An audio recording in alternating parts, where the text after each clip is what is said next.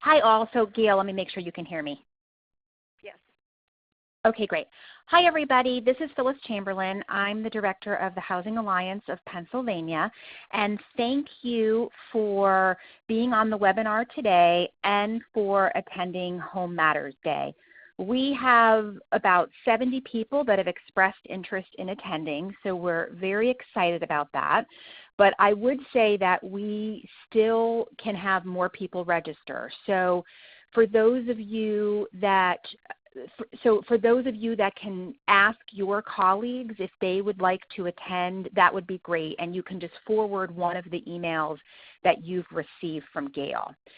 So what we're going to do today on the webinar is talk about preparing for Home Matters Day. So what's going to happen before, what can you expect to get from us to help you prepare, and what we would suggest you do to prepare before you arrive in Harrisburg on June 12th, what will happen on the day itself, what to expect, and then what we would like to talk about for follow-up after the day itself, and then we'll talk a little bit about next steps and any questions you have. We're scheduled for 1 hour today, but we will not use the whole hour. We're probably more going to be on the phone for half an hour, depending on if you all have questions for us today. So why Home Matters Day? We've seen more people and more organizations get engaged and get active in talking to their legislators, both at the state and federal level. And we know that much of that motivation comes from the knowledge that if the cuts that have been proposed to state and federal programs were to become a reality, that it would be incredibly devastating to the work that you're doing at the local level and to the people that you're serving and helping to obtain a safe, decent, and affordable home of their own. And what I see as one of the main roles that we have here at the Housing Alliance is really to channel that energy into productive action, with Home Matters Day being a great example of how we can together facilitate productive action on the issues that we care about and the funding that we need in order to do the work that you're doing and want to do more of at the local level. I know that advocacy works when it's done right. And when I say when it's done right, I mean a few things. First, our ability to make it real by telling stories. And we're going to focus on that at Home Matters Day this year. And we also want to focus on that in our advocacy moving forward for the rest of the year.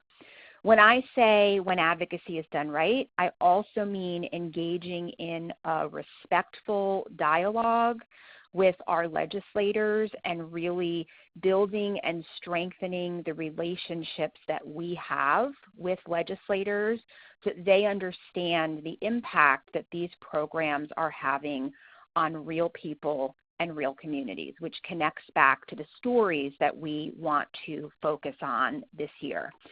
Advocacy also works when it is part of a plan and when it's not only one time that you engage in advocacy. And again, we want to talk just really briefly about how we've been working with folks, but how we want to continue working with folks for the rest of the year after Home Matters Day.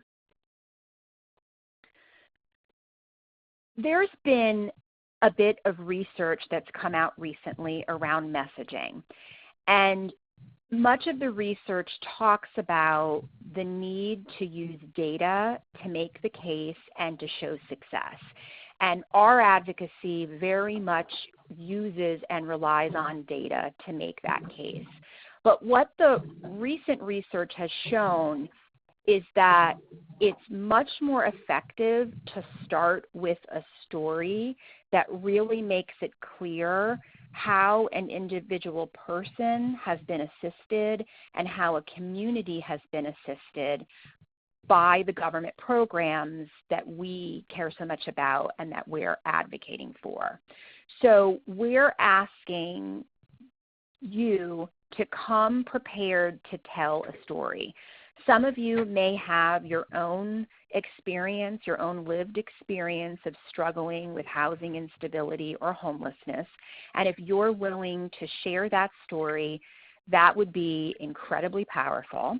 If you are a service provider or a housing provider and you can tell a story or stories of people that have been assisted by your programs, that's also very powerful. And then finally, if you can come prepared to tell your community's story in terms of the success that you're having, that's also very powerful. The issues of affordable housing are not going to be solved by one organization. And so the more that you can share how your organization is working with others in the community and is experiencing success, the better. It doesn't mean that you shouldn't talk about the need, and it also doesn't mean that you should sugarcoat this work, because for all the success that there's obviously still a lot of need, but people really want to be part of the solution, and we want to make sure that they know that we have the solution, that we know how to use government funding effectively, and that's why we need to preserve and eventually increase the funding that has been made available by the state. We are focused on two main policy opportunities at Home Matters Day. The first is really about the state budget, and the second is legislation that would increase the allocation for the Neighborhood Assistance Program. Your focus in these meetings does not have to be on the policy issues themselves. There will be at least one person, most likely your team leader, who will be responsible for answering some questions that legislators and staff might have about the policy issues themselves. Your goal in the meeting is really to focus on how what you're doing in the local community is impacting real people and is having a huge benefit to the community and to the local economy. The state budget the governor released a proposal a few months back, and the three programs that we're focused on, because they are the programs that provide funding for housing, for homelessness, and for blight remediation, are the Homeless Assistance Program, the Human Services Development Fund, and Keystone Communities. When the governor released his budget proposal, he proposed flat funding for each of these programs. The House then issued their proposal. Keystone Communities is flat funded, but Homeless Assistance and the Human Services Development Fund are proposed to be cut. The Housing Alliance has a chart showing how much money there used to be and how much money there is now, along with what the governor proposed and what the House proposed. And we'll send that out as a link after the webinar, and then we'll also include it in your packet of materials. Then the Neighborhood Assistance Program, there is legislation, HB 645 and SB 512, that propose to increase the allocation, to double it actually, from $18 million to $36 million. And the Neighborhood Assistance Program is a tax credit that goes to businesses that contribute to nonprofit organizations. The ways that the nonprofit can then use the funds is actually quite broad. So if your organization has applied for and received the Neighborhood Assistance Program, just be prepared to briefly talk about how you've used that funding to improve the community and to improve people's lives. If you've applied for it but have not received it, then come prepared to talk about how you would use the funding, which makes the case for why we need to expand it.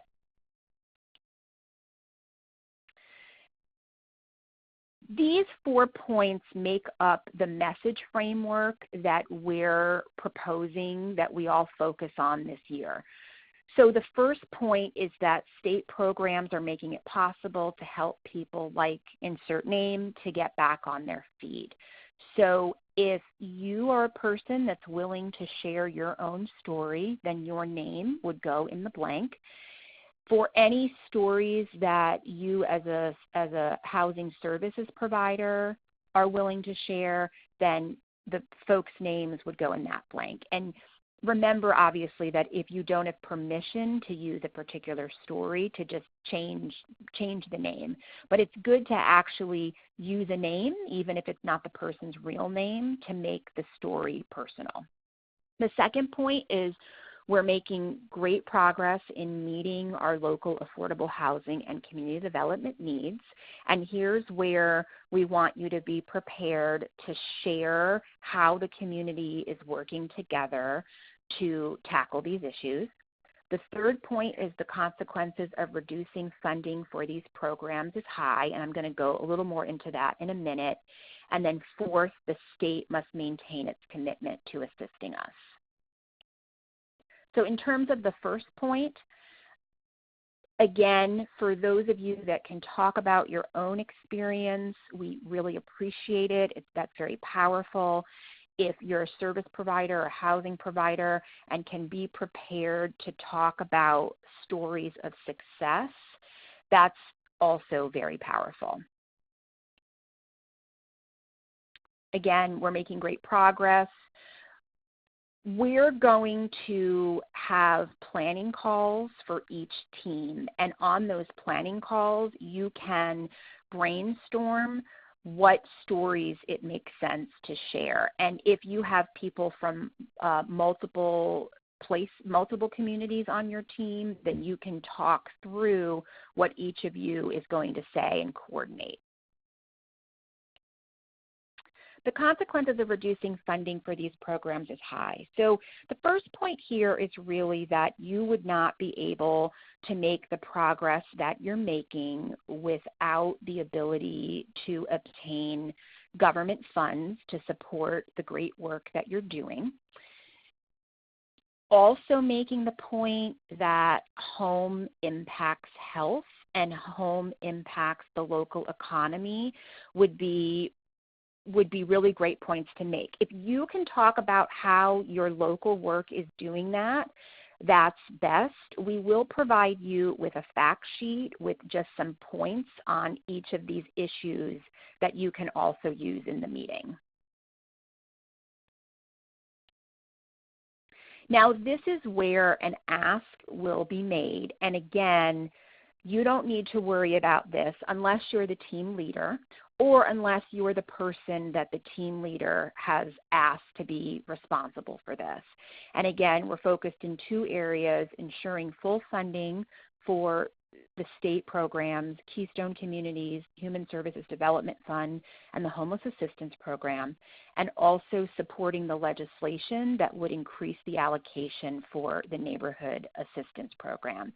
And based on where in the process the state budget is and where in the process the legislation to increase the allocation for NAP is, we'll be providing a little more specificity around what is a more specific ask for both of these.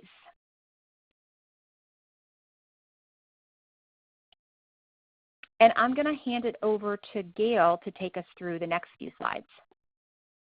Great. Thank you, Phyllis. Can you hear me all right? Yes. Okay. So leading up to Home Matters Day, we got a few things going on. So we are most certainly going to be working on packets to have ready for you the day of. But as you compile your stories and think about what it is you're going to say in your meetings, we strongly encourage you to have some handouts to leave behind for the legislators. This is especially helpful if we don't happen to meet with our electeds directly, but end up meeting with staffers. If they can have a piece of paper to pass on to the representative or the senator, that would be really ideal. We're also going to be working on talking points. If anybody needs help between now and the day of, feel free to contact me, to contact Colleen Downey and the eastern part of the office. Our contact information will be at the end of this presentation. We're also going to be identifying team leaders. The role of the team leader is really going to be the person that sort of runs the meeting. So that means that you're going to begin the meeting with an ask. You're going to really help guide the discussion, and then again, you will end the meeting with an ask. We are going to have individual team meetings leading up to the day of. If anybody is interested in being a team leader, please email me, or you can even put your name in the chat option in the lower left-hand corner of the screen right now if this is something that you would like to take on for the day. And then we are going to have a series of planning calls coming up. We're going to have a big general planning call, and then we will again have individual planning calls for each team so that you all can get to know each other and come up with a plan with how you're going to go around. And then at this point, we should have most of our meetings, if not all of the meetings, scheduled, so you will also know which legislators you are going to be meeting with. Okay. Now, on the actual day, on Home Matters Day, we're going to have check-in in the rotunda. That'll be between 9 and 9:30. If you're coming from the western half of the state, we will most certainly understand if you don't make it there quite that early. But if you are going to be traveling a distance, if you could just shoot us an email, let us know when you expect to arrive. That's always helpful. We are going to be doing legislative visits from 10 o'clock until 11:30, in which we will reconvene in the rotunda to have our media event. That should go for about a half hour, and then we are going to break for lunch. We are going to reserve a room somewhere in the Capitol building to have lunch. During lunch, I think it would be a really good opportunity for us to do a quick midday check-in debrief on what we've been hearing back in our meetings, as well as just take a bit of a rest. And then at 12:45, we're going to start going to legislative visits again. We do have a good chunk of meetings scheduled at 2 o'clock because a lot of session is going to be going on, and that's when the break-in session is happening.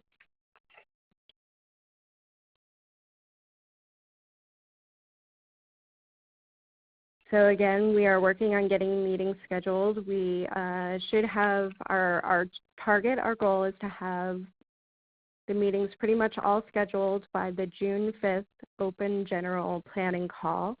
And then we will most certainly go over everybody's, every individual team meeting schedules when we have our individual team calls, which probably be sometime on June 8th or 9th. And then for debriefing, we're kind of going to do this in a three-prong approach. We're going to do, the debrief check-in during lunch. The day of, we would like to schedule an open general debrief call about a week or so after Home Matters Day, so please keep an eye out for that invite. And then we're going to be sending out surveys to not only give the feedback on what you were hearing from your meetings, but also give us feedback on the way the day ran itself. And do you have ideas for us going forward to help make Home Matters Day even better next year. And then also we have an open house so that we can celebrate the contributions of Joyce Sacco and Cindy Daly. It's going to be at PHFA. It's going to be from 1 to 3. There has been registration going around, but we can most certainly include a link to register and follow up to today's webinar. PHFA is about two or 3 blocks from the Capitol. So if you want to hop over and, of course, say hello to them, I know they would greatly appreciate it.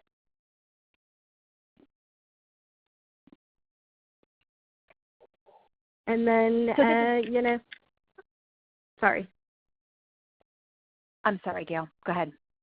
Right. And then, as Phyllis was saying earlier, this is a heads up on how we would like to partner with you, that this is, not a one and done thing, that we really are looking to have a year-long advocacy strategy.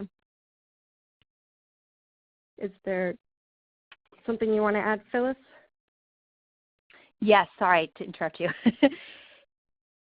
Gail really already said it, and I said it in the beginning, but we engage with many of you throughout the whole year, and many of you that are coming to Home Matters Day do this every year, and we really appreciate the time that you take to engage with us.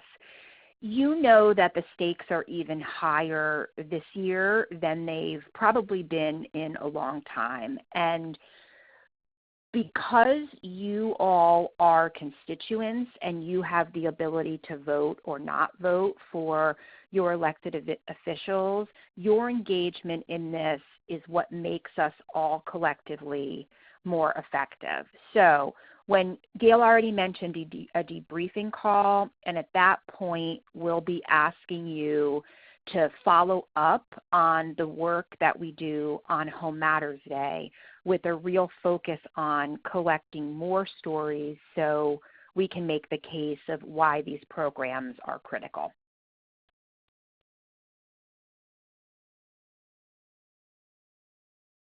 And then, so our immediate next steps is there's going to be a team leader planning call that's going to be taking place Friday, June 2nd. And then we will have our team planning calls. Again, Monday, June 5th will be the big open general planning call, and then individual team planning calls will be scheduled sometime over June 8th or 9th. So what we would ask from you all between now and June 5th is prepare your stories. Those are going to be the piece that really put humanity into these issues, into these, line items, dollars, and it's only you can tell the stories. We're, at the Housing Alliance, we're at the state level, and we're good at collecting the data, but it's you on the ground in the communities who are really helping people that can really, really, again, put the humanity into this advocacy. So are there any questions from folks on the phone? If you just want to type them in to the lower left-hand corner. Maybe we can unmute the line. The conference has been unmuted.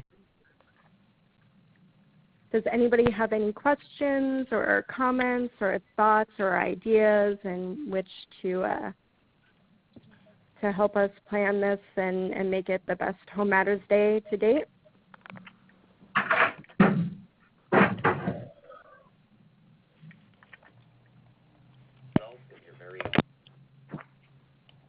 All right then, like I said, if there's any questions or comments or needs coming up between now and the day of, you can contact Colleen Downey.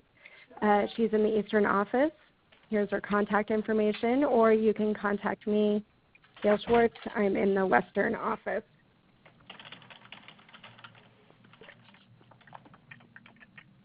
And if there are no other questions or comments, I want to thank you all for getting on the call. Oh, wait, we have a question. We discussed including the role of expanding production of affordable housing. And so yes, we are go ahead, sorry, Gail. Yeah, we are looking at the Neighborhood Assistance Program and also seeing how that can be, is one of the resources used towards expanding affordable housing options in communities. Phyllis? No, go ahead. I was going to say the same thing. Oh, okay. And then our next question is there a plan to match constituents with their representatives? Yes. We have been running, as you guys register, we have been running what districts you represent and making sure that we are scheduling those meetings. In addition, we're also targeting leadership. So we're kind of doing a balance of both. The next question is, when should we have our constituents registered by?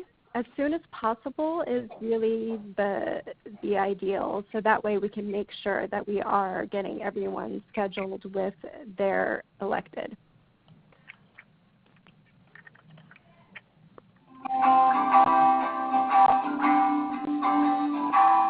The conference has been muted.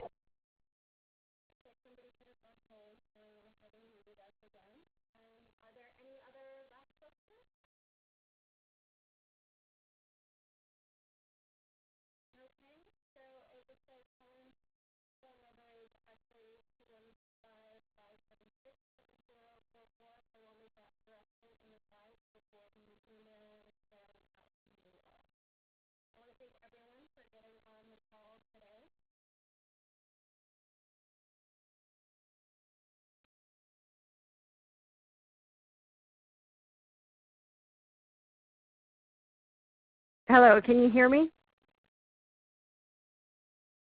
Yes, okay. So thank you all for getting on the call today. If there aren't any other questions, we are going to be emailing the slides around. Oh, there's one last question. Does PHFA have current data that supports the need for increased affordable units by county? Do the public housing authorities, I believe is what she means by PHA. We do have some information fact sheets by county that can be found on our website. So we can most certainly put the link to find those fact sheets in with the follow-up email to today's webinar.